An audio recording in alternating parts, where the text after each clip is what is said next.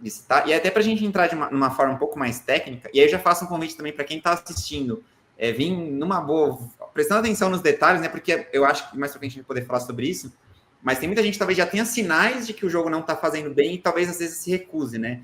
Mas vamos começar do princípio e por partes para que a pessoa também possa ir entendendo isso mais com calma. Vamos definir assim, o que é a ludopatia? Que, de forma popular, mas talvez você até corrija a gente, mas a gente entende como vício em jogo, né? O que é a ludopatia? Como é que funciona? Quais são os sinais ou sintomas que a pessoa precisa ficar... Vamos tentar definir isso para que as pessoas possam entender um pouco melhor, porque às vezes a galera acha que, acredito eu pelo menos, né, que ludopatia é só aquele cara que, sei lá, vende o carro para apostar, e às vezes não, né, pequenos sinais já podem classificar a pessoa, imagino eu, como ludopata, né. Conta um pouquinho para a gente a parte técnica, né, o que é a definição, para que a gente possa depois ir avançando também nos sintomas e nos tratamentos. Isso é muito importante porque a gente relaciona muito a questão da ludopatia com perdas vultuosas de dinheiro. Mas, geralmente, quando a pessoa se encontra extremamente endividada, ela teve vários sinais anteriores que ela já poderia estar com um alerta. O superendividamento, geralmente, é o que motiva a busca por ajuda, mas já é algo que está muito presente e avançado na vida da pessoa. Então, por exemplo, é muito comum pessoas com essa relação desequilibrada com o jogo, que fique muito ansiosa quando não joga, já acorda pensando, vou ver aqui, vou abrir o site para ver os jogos de hoje, deixa eu já fazer a múltipla do dia, ainda deitado na cama, por exemplo. A gente relaciona muito o teu momento de acordar com a primeira aposta que você faz. O quanto antes é esse intervalo de tempo, mais problemático é a tua relação com o jogo. Então, se a pessoa, eu acordo e já abro o site, quero ver o que aconteceu nas apostas de ontem. Porque não precisa de tanta pressa. Por que tanta pressa? Porque a pessoa já tem o jogo como uma prioridade muito grande na vida. A gente recebe muita gente, por exemplo, que sabe exatamente o dia e a hora que cai o bônus em casa X. Então, ele põe um alarme para o momento que cai o bônus, eu já quero pegar e já quero jogar. Então, isso já é um comportamento de risco, porque você vê que o jogo está dominando a agenda daquela pessoa.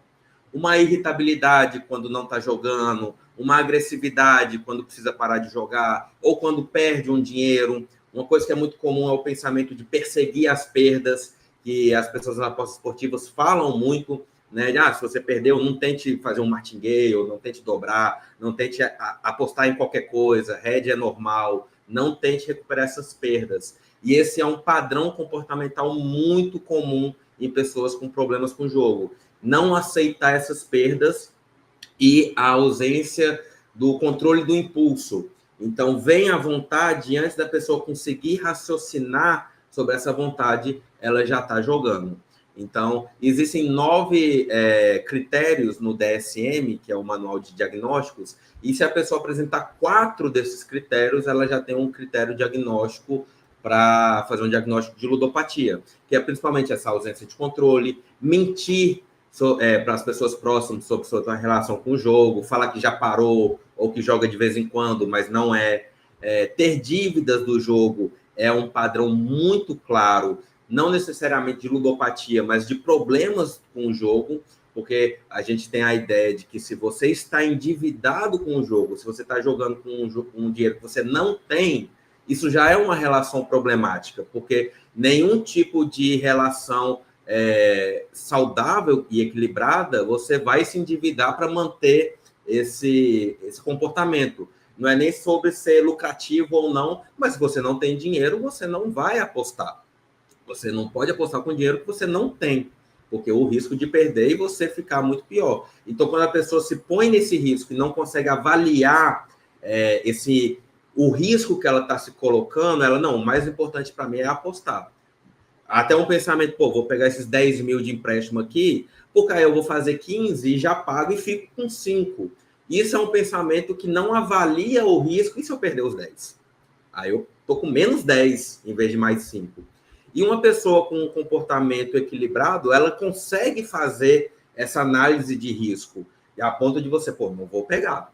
É pior eu ficar com menos 10, não vale a pena eu ficar com menos 10, para eu talvez ter a chance de ficar mais 5 em relação a dívidas, né? Não a perdas comuns. Então, quando a pessoa não consegue ter essa noção de avaliar esses riscos, é uma relação problemática.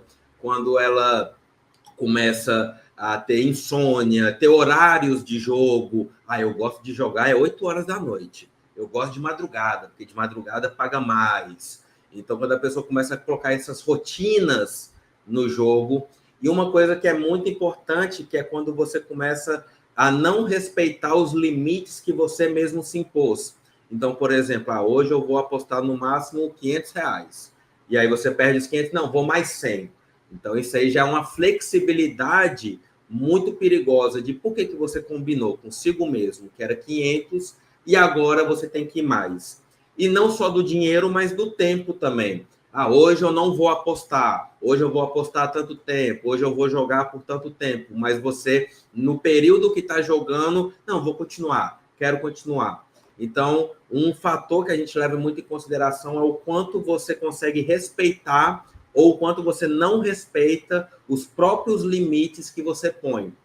E a gente começa a perceber uma mudança comportamental entre o equilíbrio e o problema, quanto mais essa pessoa flexibiliza esses limites que ela mesma se impõe. Então, ela começa, era 500, mas hoje foi 600, 700, agora já é 1.000, já é 2.000, e vai sendo progressivo porque ele vai flexibilizando cada vez mais. Então, a gente sempre fala que uma forma de você conhecer a tua relação com o jogo é o quanto você consegue respeitar os limites que você mesmo se impôs, seja de tempo, seja de momento, seja de dinheiro, mas os limites que você, antes de começar a apostar, colocou em si mesmo. Então, quando você não consegue respeitar esses limites, talvez já seja a hora de dar uma parada, dar uma afastada e pensar por que eu me coloco certos limites e por que eu não consigo respeitá-los. Eu sei que você tá doido para ver o próximo corte, mas antes, cria tua conta na Betfair, patrocinadora oficial do Boteco do Clubão. Link nos comentários, hein? Tamo junto!